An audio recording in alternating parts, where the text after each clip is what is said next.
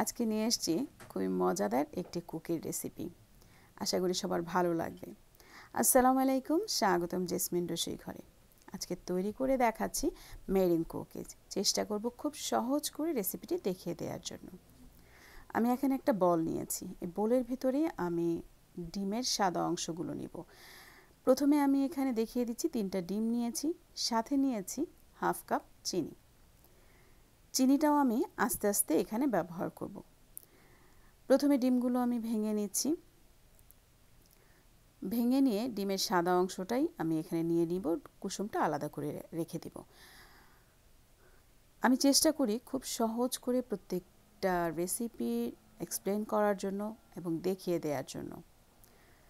যারা আমার ভিডিওগুলো কন্টিনিউ দেখেন কিন্তু এখন পর্যন্ত আমার চ্যানেলটিকে সাবস্ক্রাইব করেননি, আশা করি আমার চ্যানেলটিকে সাবস্ক্রাইব করে আমাকে সাপোর্ট করবেন এবং পাশের বেল আইকনটিও প্রেস করে রাখবেন প্রত্যেকটা নতুন নতুন ভিডিও নোটিফিকেশন পাওয়ার জন্য।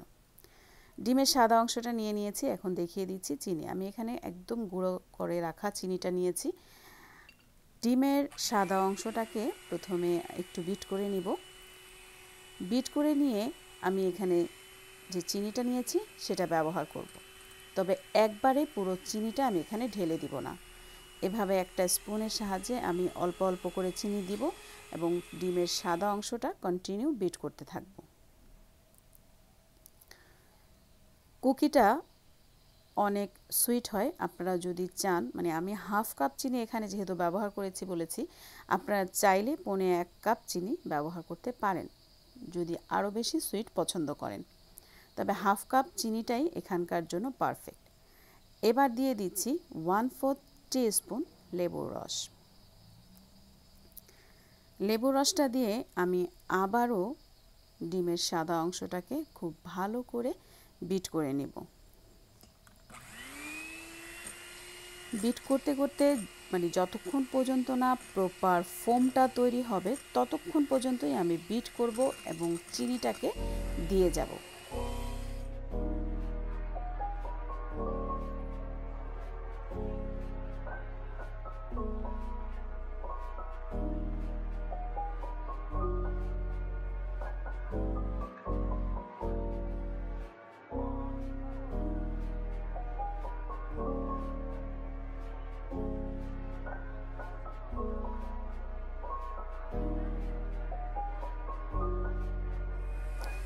আসলে অনেক সময় নিয়ে এই ডিমের সাদা অংশটাকে বিট করতে হয়।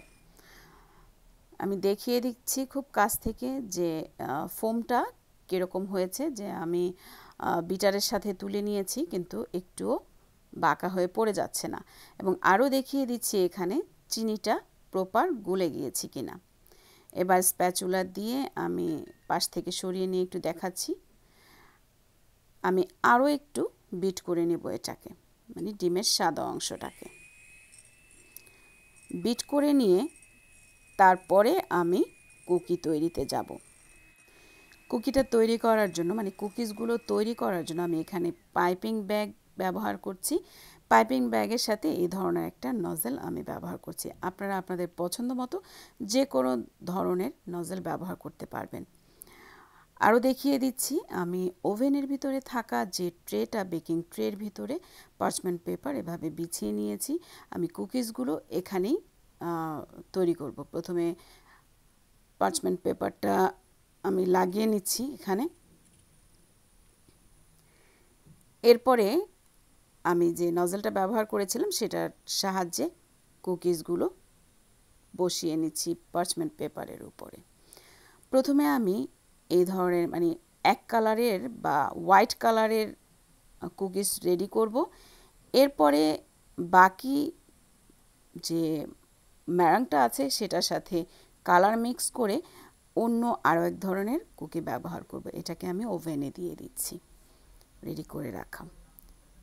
এবার যা বলছিলাম, বাকি ম্যারাঙের ভিতরে আমি রেড কালারের লিকুইড কালার 2 ফোঁটা দিয়ে দিচ্ছি। এরপরে এটাকে আবার বিট করে নিচ্ছি। খুব ভালো করে ম্যারাঙের সাথে কালারটা বিট করে মিশিয়ে দিতে হবে। প্রপারলি বিট হয়ে যাবার পর আমি আরও অন্য ধরনের একটা নজেল ব্যবহার করে আবার কুকিজগুলো বানিয়ে নিচ্ছি। এভাবে অন্য আরেক ধরনের নজল আমি এখানে ব্যবহার করছি।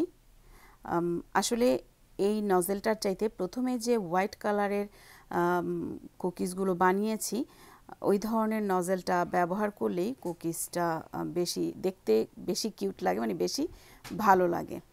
আমি দুই ধরনের তৈরি করেই আপনাদেরকে দেখিয়ে দিয়েছি, আপনারা আপনাদের পছন্দ মতো তৈরি করে নেবেন। হোয়াইট কালারের যে কুকিজটা আমি তৈরি করেছিলাম সেটা হয়ে গিয়েছে। এই কুকিজগুলো হতে বেশি সময় লাগে না। এখানে দেখাচ্ছে অনেকটা সফট, কিছুক্ষণ খুলে রাখার পর এটা অটোমেটিক ক্রিস্পি হয়ে যাবে। কতটা ক্রিস্পি হয় সেটাও আমি আপনাদেরকে দেখিয়ে দিব। এখানে আমি হোয়াইট কালারের যে কুকিগুলো বানিয়েছিলাম সেম নজেলটা দিয়ে আবার পিঙ্ক কালারেরও কিছু বানিয়েছি এবং বাকি কুকিজগুলো আমি দেখিয়ে দিচ্ছি কতটা ক্রিস্পি হয়েছে বা দেখা যাচ্ছে। তৈরি করে ফেলেছি মেরাং কুকিজ। আশা করি আপনাদের ভালো লেগেছে। আমি চেষ্টা করেছি খুব সহজ করে রেসিপিগুলো দেখিয়ে দেওয়ার জন্য। যদি রেসিপিটি ভালো লেগে থাকে তাহলে অবশ্যই লাইক করবেন, শেয়ার করে অন্যকে দেখার সুযোগ করে দিবেন, সাবস্ক্রাইব করে পাশের বেল আইকনটিও প্রেস করে রাখবেন প্রত্যেকটা নতুন নতুন ভিডিওর নোটিফিকেশন পাওয়ার জন্য। দেখেছেন নিশ্চয়ই কতটা ক্রিস্পি হয়েছে। আজ এ পর্যন্তই। অন্য কোনো সময় নতুন কোনো ভিডিও নিয়ে আবারও হাজির হয়ে যাব আপনাদের সামনে।